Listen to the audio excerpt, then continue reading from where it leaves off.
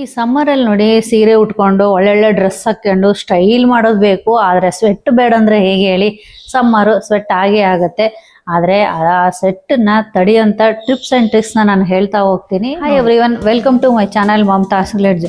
ಈ ಸಮ್ಮರಲ್ಲಿ ನೋಡಿ ನಾವು ಎಷ್ಟೇ ಚೆನ್ನಾಗಿ ರೆಡಿ ಆಗಿರಲಿ, ಸೀರೆ ಉಟ್ಕೊಂಡಿರಲಿ, ಡ್ರೆಸ್ ಹಾಕ್ಕೊಂಡಿರಲಿ, ಏನೇ ಹಾಕ್ಕೊಂಡಿರಲಿ, ಎಲ್ಲಿ ನೋಡಿದ್ರು ನೀರು ಹೊಳೆ ಕಿತ್ತಾ ಇರುತ್ತೆ. ಅಷ್ಟು ಈ ಬಿಸಿಲು ಬೇರೆ ಎಷ್ಟು ಸೆಕೆ ಸ್ಟಾರ್ಟ್ ಆಗಿಬಿಟ್ಟಿದೆ. ನಾವು ಎಷ್ಟು ಚೆನ್ನಾಗಿ ರೆಡಿ ಆದ್ರೂ ಏನಾಗುತ್ತೆ, ನಮ್ಮ ಕಾನ್ಫಿಡೆನ್ಸ್ ಲೆವೆಲ್ಲೇ ಜೀರೋ ಆಗಿಬಿಡುತ್ತೆ. ಬಟ್ ಡೋಂಟ್ ವೆರಿ, ನಾನು ಹೇಳೋ ಟ್ರಿಪ್ಸ್ ಆ್ಯಂಡ್ ಟ್ರಿಕ್ಸ್ ನೀವು ಫಾಲೋ ಮಾಡಿ. ಈ ಸಮ್ಮರಲ್ಲೂ ಸಹ ನಿಮ್ಮ ಲೈಫು ಕೂಲಾಗಿರುತ್ತೆ.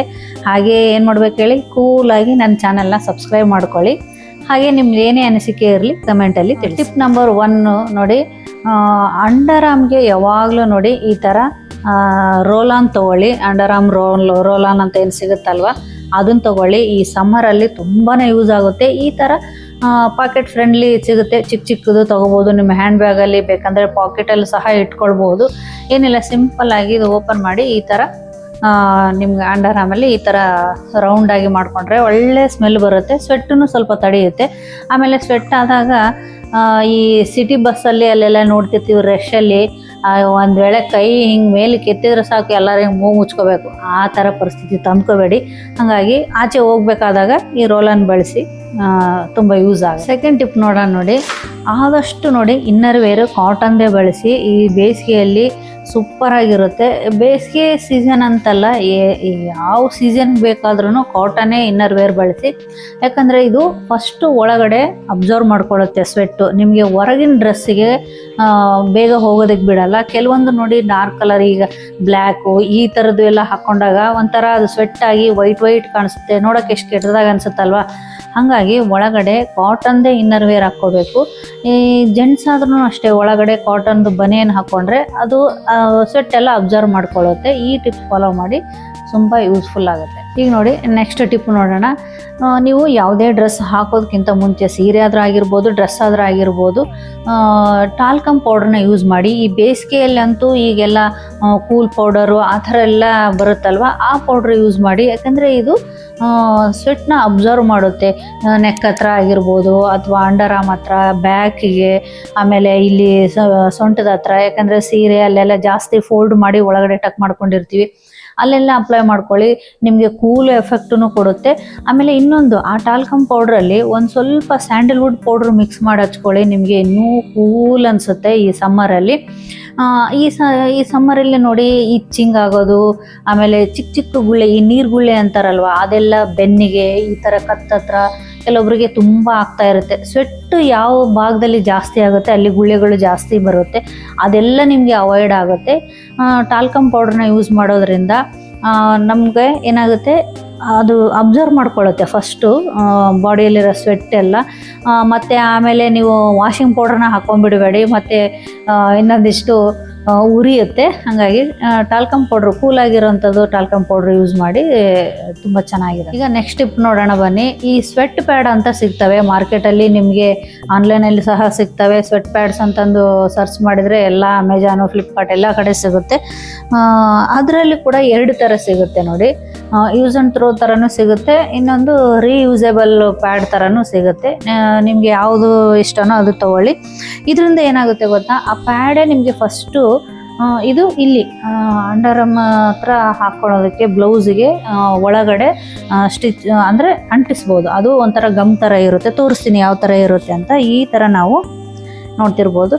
ಈ ರೇಷ್ಮೆ ಬ್ಲೌಸು ನಾವು ಪದೇ ವಾಶ್ ಮಾಡೋಕ್ಕಾಗಲ್ಲ. ರೇಷ್ಮೆ ಬಟ್ಟೆಗಳು ಏನಿರುತ್ತಲ್ವ, ಎಸ್ಪೆಷಲಿ ಈ ಸಮ್ಮರ್ ಸೀಸನಲ್ಲೇ ಜಾಸ್ತಿ ಮದುವೆಗಳು, ಫಂಕ್ಷನ್ಗಳು, ಟ್ರಾವೆಲ್ ಮಾಡೋದು ಅವಾಗ. ಯಾಕಂದರೆ ಮಕ್ಕಳಿಗೆಲ್ಲ ರಜೆ ಇರುತ್ತೆ.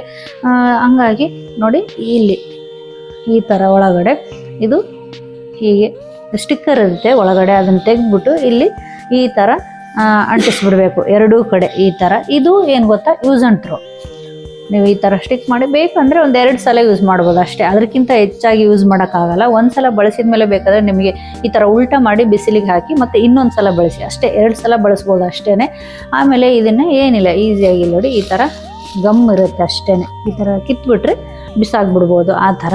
ಇನ್ನೊಂದು ಯೂಸ್ ಆ್ಯಂಡ್ ಥ್ರೋದು ಏನಕ್ಕೆ ಹೇಳಿದ್ನಲ್ವ, ಇದು ರೇಷ್ಮೆ ಬ್ಲೌಸ್ಗೆ ಅಂತ ಏನಲ್ಲ, ನೀವೆಲ್ಲರ ಲಾಂಗ್ ಟೈಮ್ಗೆ ಹೋಗ್ತಾ ಇದ್ದೀರಿ, ಈ ಥರ ಡ್ರೆಸ್ಸಿಗೂ ನಿಮಗೆ ಚೆನ್ನಾಗಿ ಈ ಥರ ಕೈ ಎತ್ತಿದ್ರೆ ಇಲ್ಲೆಲ್ಲ ಸ್ವೆಟ್ ಅದು ಒದ್ದೆ ಕಾಣಿಸುತ್ತಲ್ವ, ಅದೆಲ್ಲ ಅಸಹ್ಯ ಅನಿಸುತ್ತೆ. ಅಂದರೆ ಈ ಥರದ್ದು ಡ್ರೆಸ್ಸಿಗೆ ಸಹ ನಾವು ಅಂಟಿಸ್ಕೊಳ್ಬೋದು, ಅಥವಾ ನಾನು ಹೇಳಿದ್ನಲ್ವ ಈ ಥರದ್ದೂ ಸಿಗುತ್ತೆ.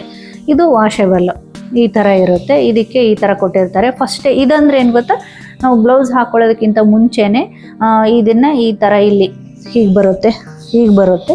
ಇದು ಈಗ ತೋರಿಸ್ಬಿಟ್ಟು ಹಿಂಗೆ ಹಾಕೊಂಡು ತೋರಿಸ್ಬಿಡ್ತೀನಿ ರೀ ನಿಮಗೆ. ನೋಡಿ ಈ ಥರ ಫುಲ್ ಇಲ್ಲಿ ಬರುತ್ತೆ ನೋಡಿ, ಈ ಥರ ಬರುತ್ತೆ. ಒಳಗಡೆ ಹಾಕ್ಕೊಂಡ್ಬಿಟ್ರೆ ಇದೇನು ಗೊತ್ತಾ, ಒಳಗಡೆ ಸ್ಪಾಂಜ್ ಥರದ್ದಿದೆ, ಅದು ನಿಮಗೆ ಸ್ವೆಟ್ ಎಲ್ಲ ಅಬ್ಸರ್ವ್ ಮಾಡ್ಕೊಳ್ಳುತ್ತೆ. ಆಮೇಲೆ ನೀವು ವಾಶ್ ಮಾಡಿ ಅದನ್ನು ಡ್ರೈ ಮಾಡಿ ಎತ್ತಿಟ್ಕೋಬೋದು, ಮತ್ತು ನೆಕ್ಸ್ಟ್ ಬಳಸ್ಬೋದು.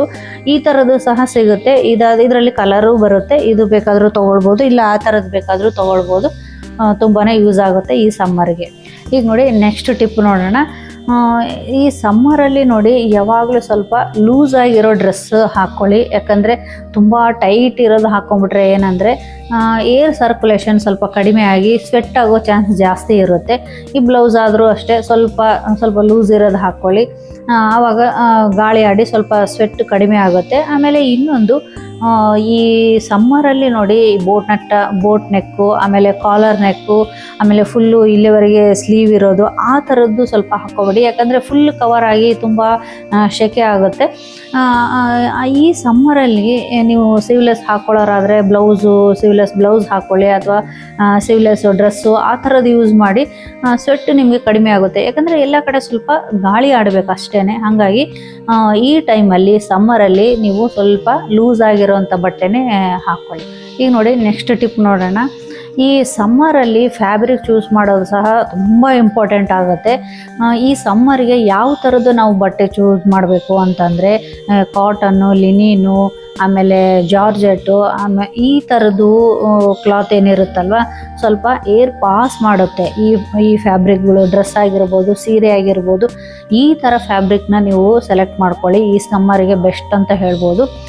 ಹೆವಿ ಸಿಲ್ಕ್ ಸಾರಿ ಆ ಥರದ್ದು, ಆಮೇಲೆ ಈ ಹೆವಿ ವರ್ಕ್ ಬರುತ್ತೆ ನೋಡಿ, ಈ ಚಮ್ಕಿದು ಗ್ಲಾಸ್ ವರ್ಕು ಈ ಥರದ್ವೆಲ್ಲ ಬರುತ್ತಲ್ವ, ಆದಷ್ಟು ಸ್ವಲ್ಪ ಅವಾಯ್ಡ್ ಮಾಡಿ ಈ ಸಮ್ಮರಿಗೆ. ಯಾಕೆಂತಂದರೆ ಅದು ತುಂಬ ಸ್ವೆಟ್ ಆಗುತ್ತೆ.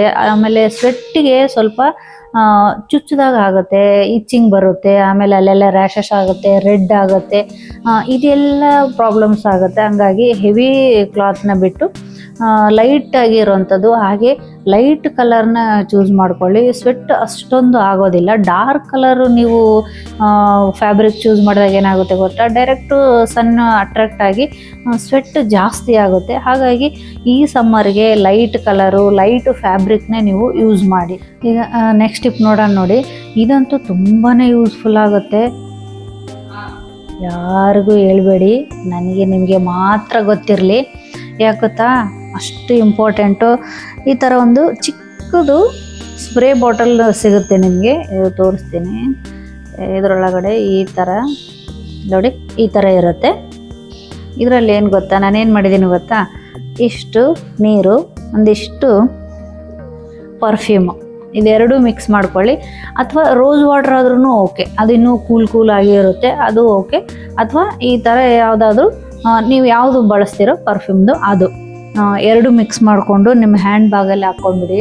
ಇದಂತೂ ಎಷ್ಟು ಯೂಸ್ ಆಗುತ್ತೆ ಗೊತ್ತಾ. ನೀವು ಎಲ್ಲಾರ ಹೋದಾಗ ವಾಶ್ರೂಮ್ ಮುಡ್ಕೊಂಡು ಹೋಗಬೇಕು ನಾವು ಫ್ರೆಶ್ ಆಗೋದಕ್ಕೆ ಅಂತ ಏನಿಲ್ಲ, ಈ ಥರ ನೋಡಿ